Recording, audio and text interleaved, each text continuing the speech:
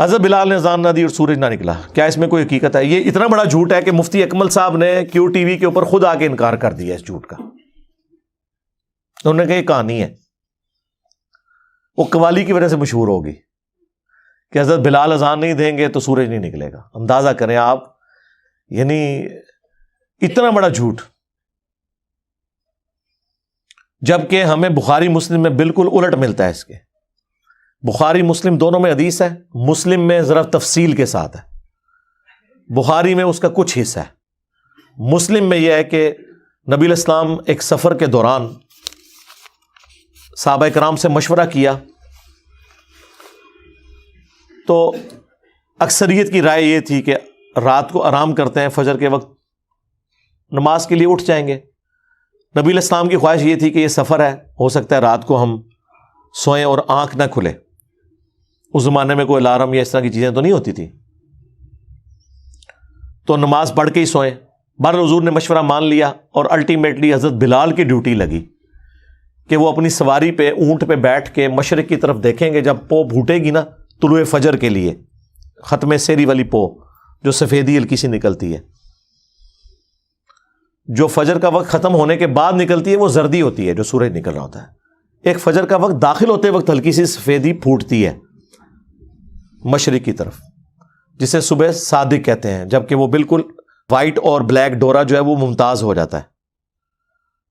اس سے پہلے جو ہلکی سفیدی ہے اسے صبح کاذب کہتے ہیں، جھوٹی صبح، وہ صبح نہیں ہوتی. پھر وہ صبح صادق آتی ہے جسے ہم طلوع فجر کہتے ہیں یا ختم سیری. تو آگاہ کر دیں گے. لیکن اللہ کا کرنا کیا ہوا کہ حضرت بلال تھوڑی دیر تو وہ دیکھتے رہے، پھر انہیں بھی اونگ آنا شروع ہوگی اور وہ بھی سو گئے. مسلم شریف کے الفاظ ہیں سورج اتنا بلند ہوا تو نبی علیہ السلام کی آنکھ کھلی. پھر باقی لوگ کھڑے ہوئے اٹھ کے.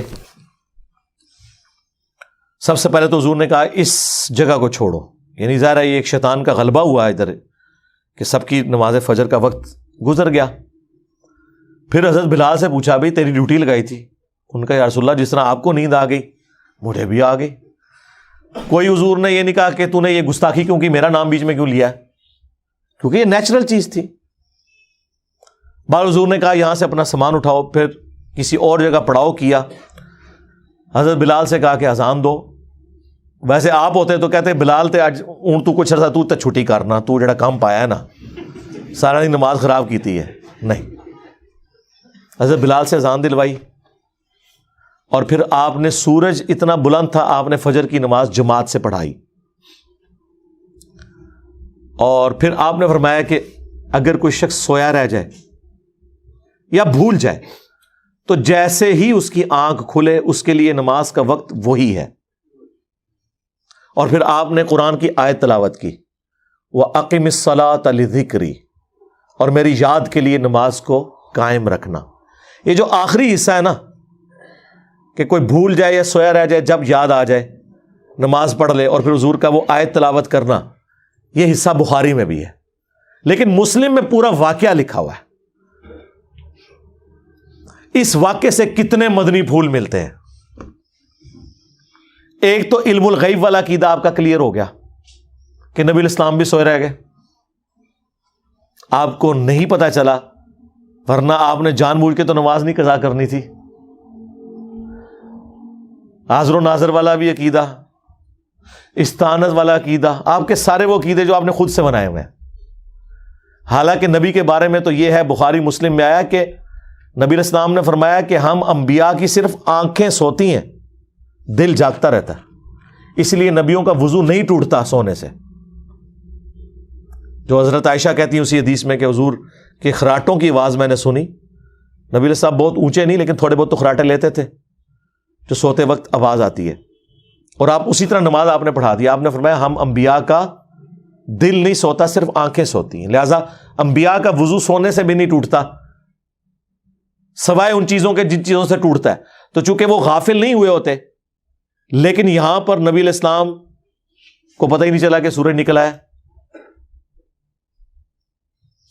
تو یہ مسئلہ بھی کلیئر ہو گیا. اور یہ مسئلہ بھی کلیئر ہو گیا کہ حضرت بلال حبشی رضی اللہ تعالیٰ عنہ، جن کے بارے میں آپ نے قوالی میں سنا تھا کہ وہ اذان نہ دیں تو سورج نہیں نکلتا، وہ تو سوئے رہ گئے، اور سورج نکلا کیا؟ باہر نکل آیا۔